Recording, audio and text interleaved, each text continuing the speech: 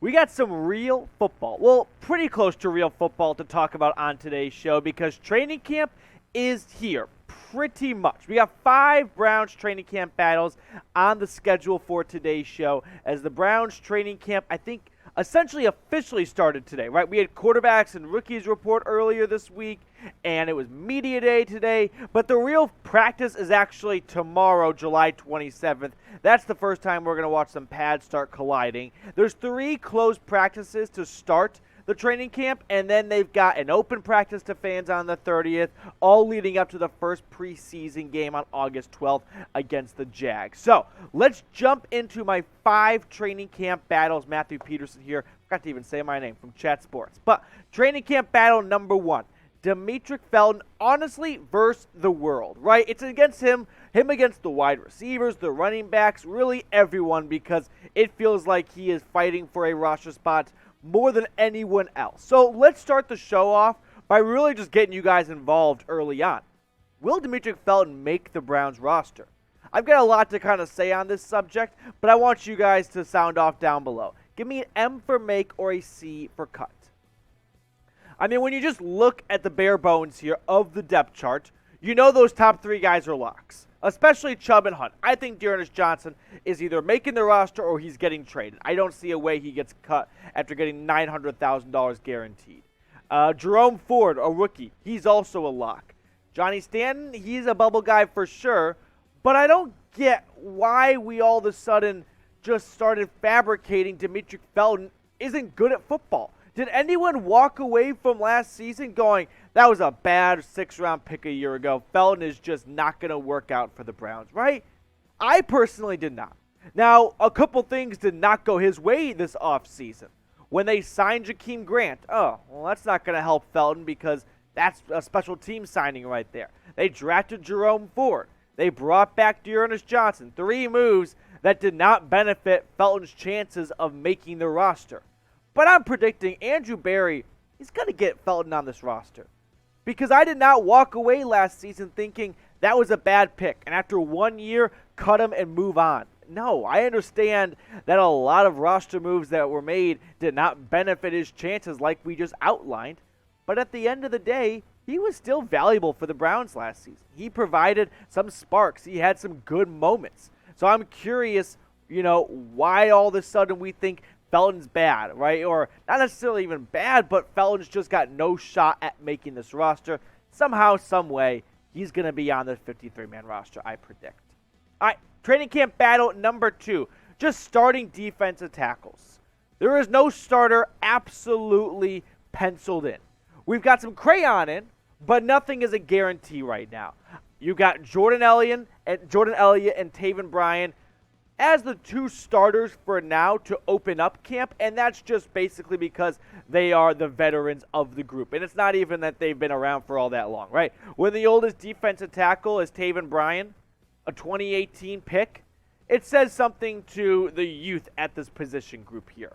But then you toss in Tommy Togiai and Perrion Winfrey. I don't think Winfrey's going to start as a rookie. He'll be a rotation piece. So I'm really looking at the 3 veterans on this team. Tommy Togiai, Taven Bryan, and Jordan Elliott. Togiai, a day 3 pick last year out of Ohio State. Bryan, like we mentioned, a first-round pick for the Jags back in 2018. And then Elliott, third-round pick out of Mizzou back in 2020. You can look at their stats.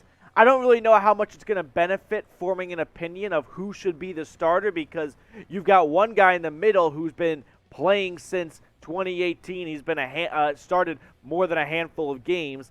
Togiai, outside of the Patriots game last year when he had 1 good goal line tackle, he never really showed me a ton last year that proved to be highlighted starting worthy player. And then Jordan Elliott has just been trending in the right direction. You're hoping year 3 he really makes that jump.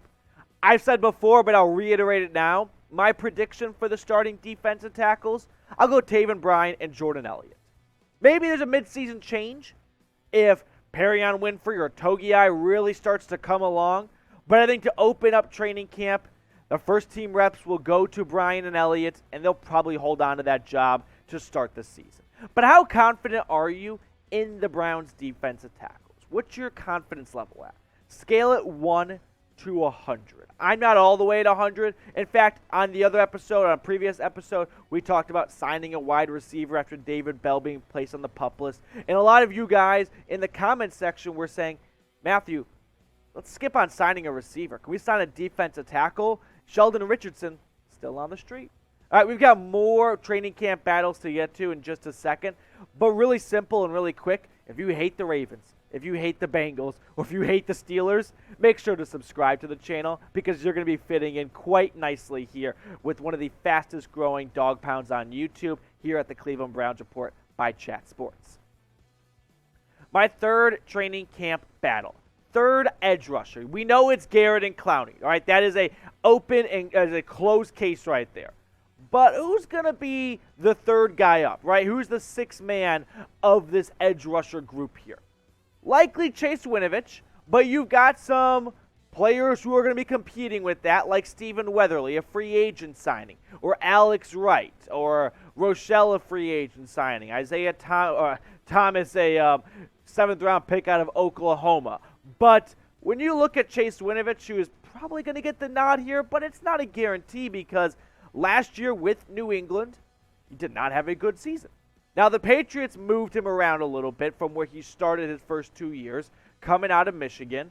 Now, if you hate Michigan, you can go ahead and like today's video because my boss, James Yoder, is a big Michigan fan, and he's always shit-talking OSU.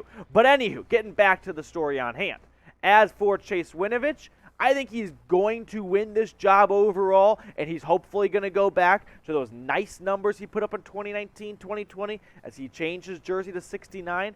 But Alex Wright is a fun name to watch for this training camp because he's a rookie with all that raw potential, right? He fits so many draft cliches of raw potential, high motor, great athleticism, needs to be coached up, and they were pretty spot on coming out of UAB. So that's why I think this year for Alex Wright, you are hopeful that he's going to be that third guy off the bench to spell Clowney on like second down or Garrett on first down, whatever it may be. You're going to probably be a bit disappointed because this will likely be a development role type of season. And maybe he takes out Jordan Elliott on 3rd and 15 when you know they're going to be passing. But it's likely going to be Chase Winovich getting that third edge rusher position. We've got more Browns training camp battles to get to in just a second. But first, I want to tell everyone watching about what's going on over at Rumble.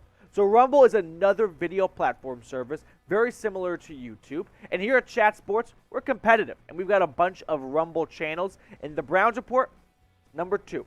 I want to be number 1. So help me capture that moment by going over to rumble.com/Browns Report. That link's in the comments and the description of today's video. If you want to support the channel in more ways than just one, help us out over at Rumble. All right, my next training camp battle is QB3 because this is actually a little bit more, I'll say, serious than previous seasons because if Watson is suspended at some point, well, then Brissett's QB1, and all of a sudden you're looking at either Josh Rosen or Josh Dobbs being QB2, but for now they're battling for QB3.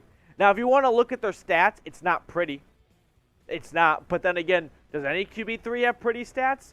Now, Rosen, of course, and Dobbs come in with very different career backgrounds. A first-round pick. Also, can we just take a second here to talk about how the Browns and there's a weird path of the Browns had the first-round pick. All right, ready? Browns had Baker Mayfield, picked first overall in 2018. Traded him to the Panthers to compete with the 3rd overall pick of that draft class, only to bring in the 10th overall pick, Josh Rosen, to compete for their 3rd-string position. Talk about a good class right there, top 10 2018. But anywho, they don't have a lot of stats to stand on right there. But I do think it's probably going to be Dobbs because he's been around for a little bit longer now. He's learned the playbook, and Rosen, he sucks. I'm sorry. He just does. Now, if you haven't noticed, Josh Rosen is wearing number 19. A bit of a crime.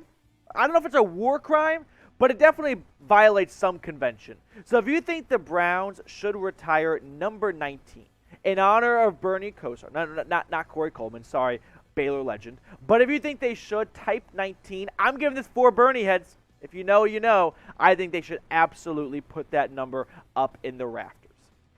All right. 5th and final training camp battle. Talking about linebacker 3. Taki versus Phillips here because the Browns and Joe Woods are going to run mostly 2 linebacker sets with JOK and Anthony Walker. But you're going to get some 3 linebacker looks a fair share of time, and I'm curious who that 3rd linebacker will be. Right now, it's going to be Taki. But could you see Jacob Phillips, a 3rd-round pick out of LSU, who through 2 seasons has battled injuries? Last year, tore his pec in training camp. That was a big-time bummer. But this year, coming in, feeling best shape of life season, hopefully 100%, and he can make a strong push to win this battle.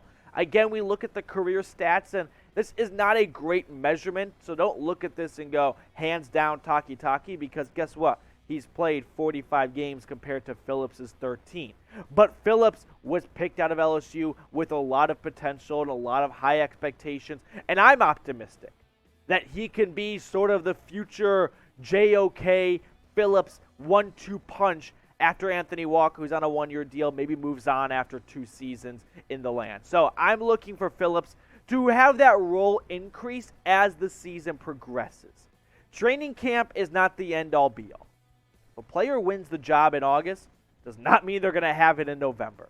So I'm looking for Jacob Phillips to have that role, start picking up some snaps here and there as the season moves along, because 2020 he comes in, it's COVID, and you can just kind of chalk it up to horrible offseason, wasn't able to get accustomed to playing in the NFL. Last year he tears his pec in training camp, and that just sets him back even further.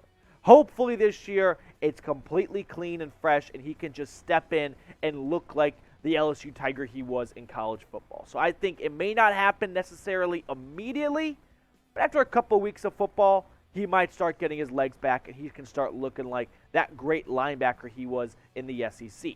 Now, I outlined 5 training camp battles I'm going to be watching for. I want you guys to interact here and let me know down below what your biggest training camp battle is. Is it necessarily, doesn't have to be one of the 5 I looked at, or if you want to go a different direction. I mean, off the top of my head right now, some honorable mentions I'm trying to think about. I originally had wide receiver 2, but it's DPJ.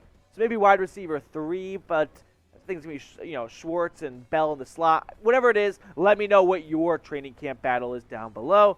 Before we get on out of here, we got 10 reasons why the Browns will win the AFC North in honor of hitting 10K in subs. And reason number 8, Myles Garrett will have a career year. Last year was by far his best season with the Browns, putting up a career-high 16 sacks, but it's not going to be the peak. Myles Garrett, 2nd year with Clowney. They're only going to get better as a Batman and Robin duo. The rest of the defense is only progressing more and more because you've got JOK, who's going to be hitting his 2nd year. You've got Denzel Ward in the secondary. That's going to be locking down players for even longer, buying the pass rush, more time to get after the quarterback. So Myles Garrett, he's coming for 20-sack club. Now, before we officially sign off, quick shout out to my friend Sean, my new friend Sean, because he donated to the show. A quick little super thanks tip. Really appreciate it. Sean saying keep Sheldon Richardson. I think you mean go get Sheldon Richardson unless it's a time machine and we're back like March 2021. But yeah, I'm all for adding a little extra depth to the defensive line.